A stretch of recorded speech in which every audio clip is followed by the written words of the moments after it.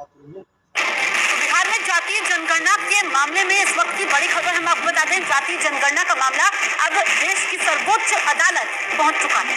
Supreme court में ये मामला पहले से ही था। सुप्रीम कोर्ट ने जो तारीख तय की थी वो थी 6 अक्टूबर, लेकिन अब सवाल ये उठ रहा है कि सुप्रीम कोर्ट में अभी सुनवाई कंप्लीट भी नहीं हुई और उससे पहले बिहार सरकार ने ये आंकड़ा जातीय जनगणना का जारी कर दिया।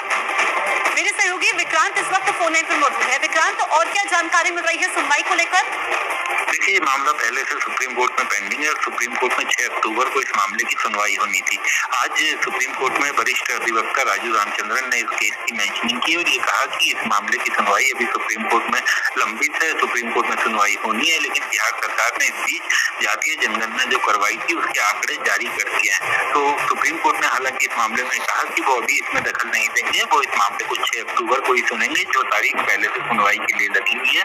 तो अब ये माना जा सकता है कि 6 अक्टूबर को जब इस मामले की नियमित सुनवाई होगी तो जातीय जनगणना के जो आंकड़े जारी किए गए हैं उसके बारे में वहां पर जरूर उठाया जाएगा और उस पर भी सुप्रीम कोर्ट का ध्यान आकर्षित करवाया जाएगा।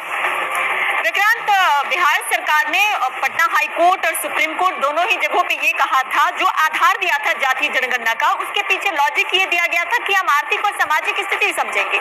लेकिन जो कल जनगणना जारी की गई है, जो रिपोर्ट जारी की गई है, उसमें कहीं भी ऐसा नहीं है, सिर्फ कास्ट को लेकर ही बातें हुई है। तो क्या ये मामला सुप्रीम कोर्ट के वकील भी इसको इस एंगल से उठा सकते हैं? देखिए, जब भी सुप्रीम कोर्ट में जो कि किसी तरह से कास्ट सेंसस करने पर या किसी तरह से उसके आंकड़े जारी करने पर कोई रोक नहीं लगी थी, ये बिहार सरकार का कहना है।